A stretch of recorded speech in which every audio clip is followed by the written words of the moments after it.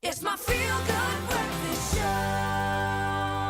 Welcome back. You're live with Expresso, and you're just in time for a very important conversation. In fact, one that started last week when we had Craig Lucas on the show, who very admirably has opened up about his own coming out journey and spoke very much about how his family have supported him, all of his massive fears. And as you can imagine, there are a lot of fears and baggage attached to this. But it also coincided with Thursday and Friday being the coming out day, actually, that is celebrated. I'm going to say celebrated because this is an important, vital milestone for those that are indeed coming out. So we're going to continue that conversation today. Dr. Eve now joins us for that. It was such an awesome discussion last week. So thank you so much to you and to Kat and, of course, to Craig as well for being so generous and open with that. Having that conversation. It's definitely an important conversation to also have. So this morning, we are asking you the question, has a loved one recently come out to you? How do you process that information but still continue to love that person for who they are? And of course, our lines are open. That number is 021 430 9881. We understand it's also a very loaded topic, so feel free to stay anonymous if you would wish to do so, but we would love to hear from you. Dr. Eve, hi, good Zoe. to have you. Nice to be here. This one, I think I'm going to kick it right off and ask, because obviously as a friend, as a family member, if you have suspicions, sounds awful, but if you think that someone close to you, possibly a family member, is in fact gay, how do you broach that subject with them? Because we want the best for them.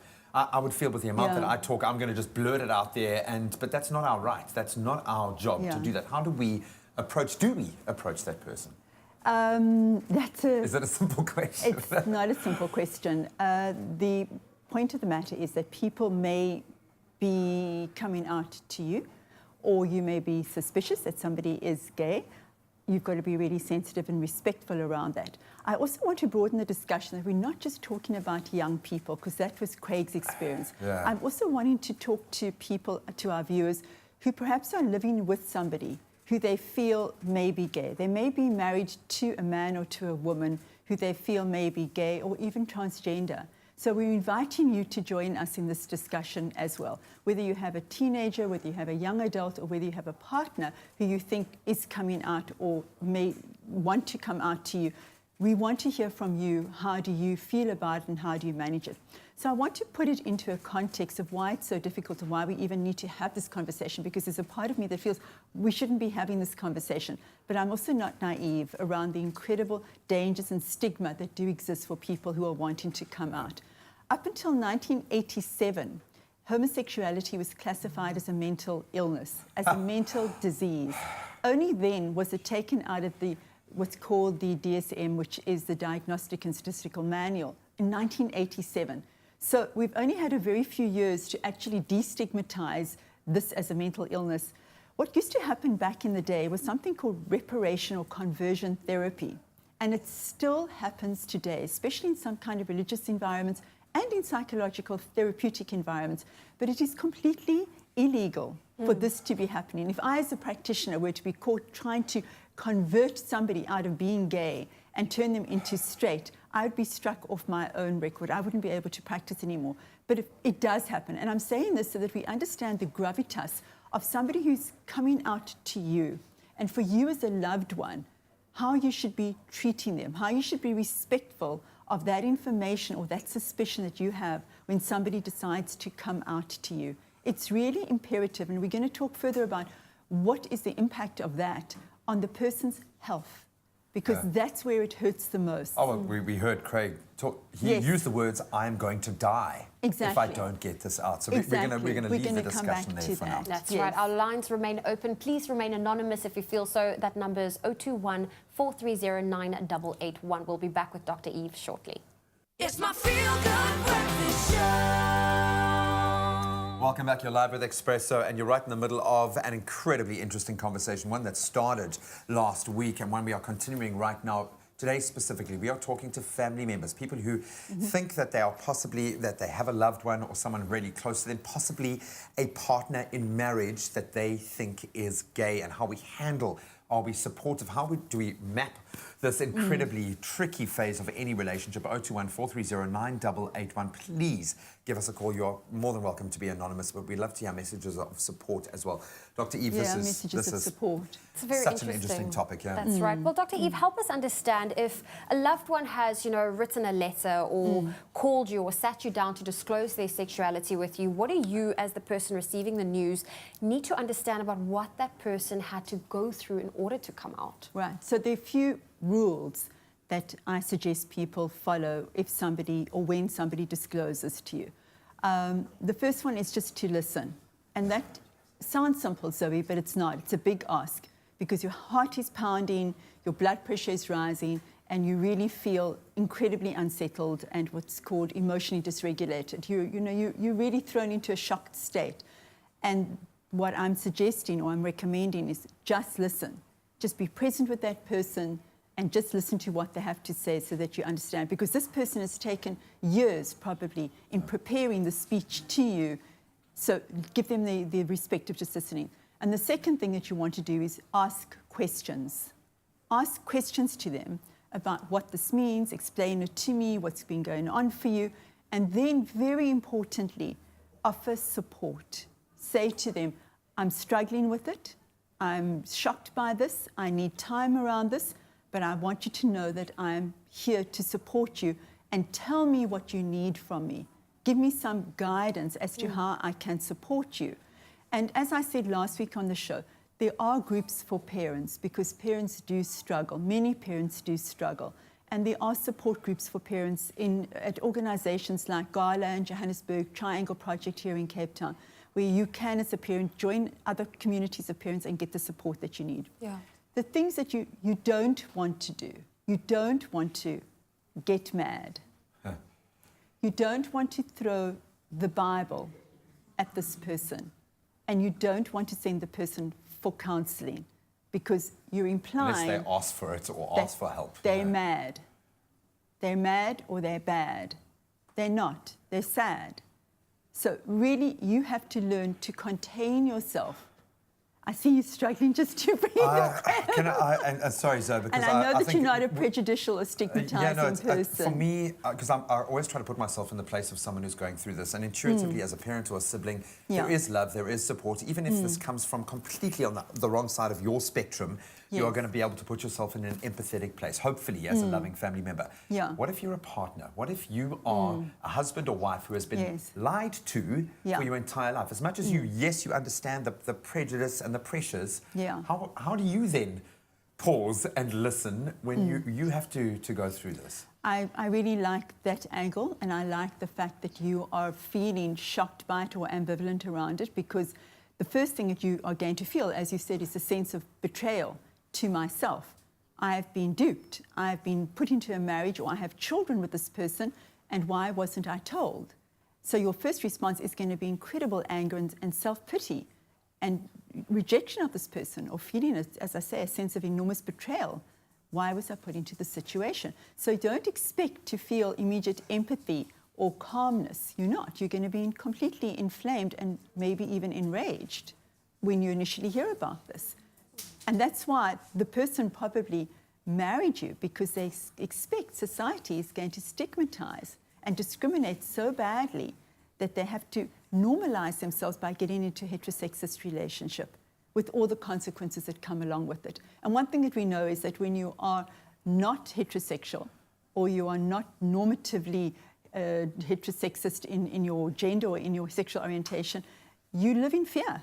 There is a huge risk to people who do not come out. So I have no blame or shame of people who choose to marry into a heterosexist environment because of the enormous pain and prejudice that happens if they were coming out.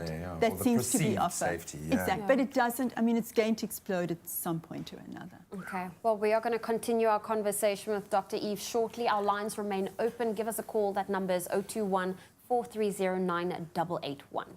It's my feel good breakfast show.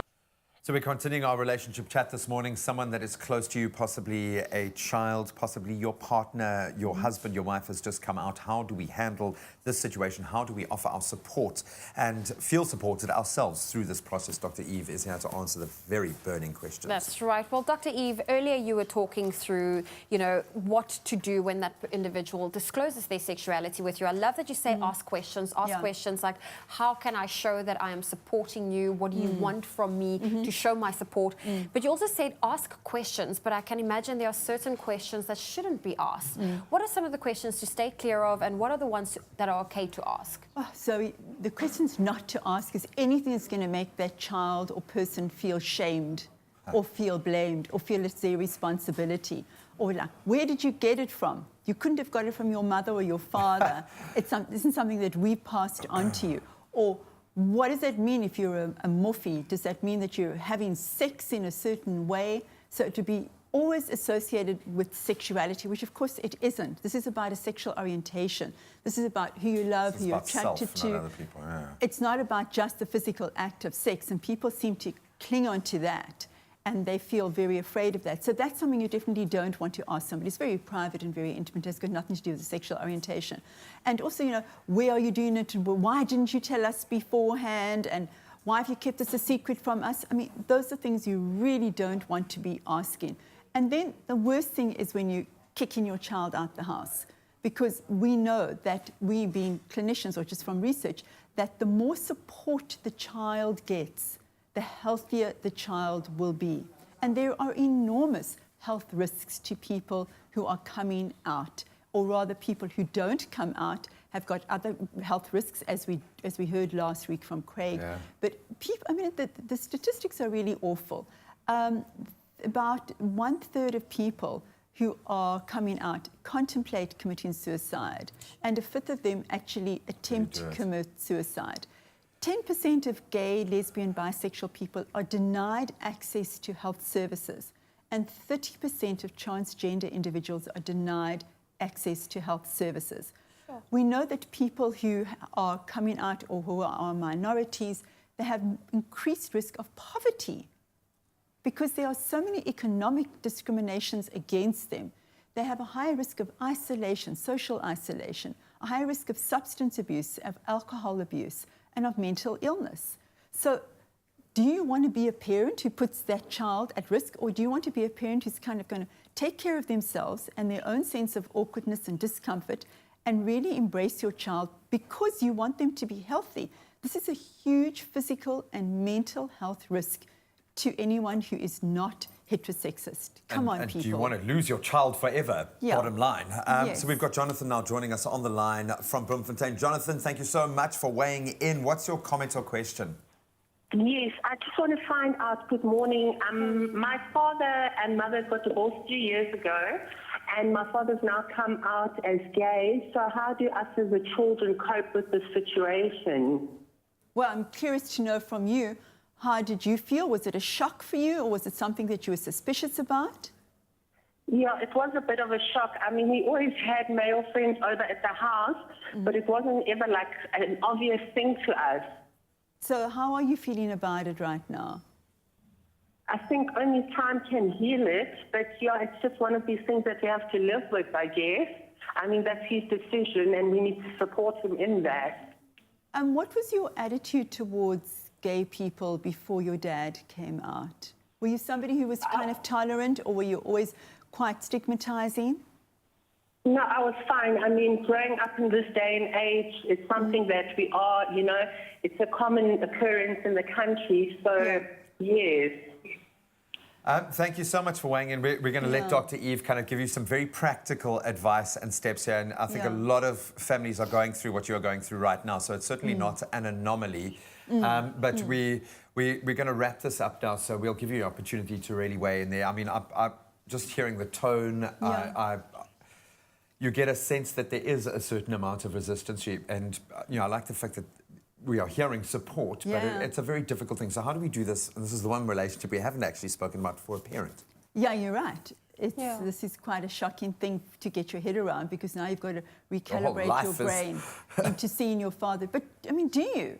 Do you really? Okay, so it's like I'm used to having a mom and a dad. You still have a mom and a dad, but now your dad is going to be in relationships with men or engaging with men, and you may have to deal with the social stigma and explaining to your own children, what does this really mean? And I think, Graham, that this is beautiful opportunity for this person or the siblings to be able to talk to their children and to themselves around diversity. Yeah. We want to be teaching that to everybody. And as I think it was Jonathan was saying, in this day and age, there is much more acceptance and conversation. And especially like right here, I mean, who would have imagined 5 years ago that we would be talking about this on television? There is an acceptance, there's a tolerance around it. Use it as an opportunity to educate yourself and your children to tolerate. Yeah, Dr. Eve, we have one more caller Yes. from Johannesburg. Good morning. Good morning, Nokatulo. how are you? Very well, thank you. What's your comment or question for Dr. Eve? My comment is that my brother came out like 3 years back, and it wasn't such a bad thing because he was scared because our parents are old, but they were like, there's nothing we can do. We see this on TV, we know this. We know that you're born like that. There's nothing that we could change. But what I'm hating is that how we as heterosexual people are forcing the LGBTIQ family to come out, but we don't have to come out.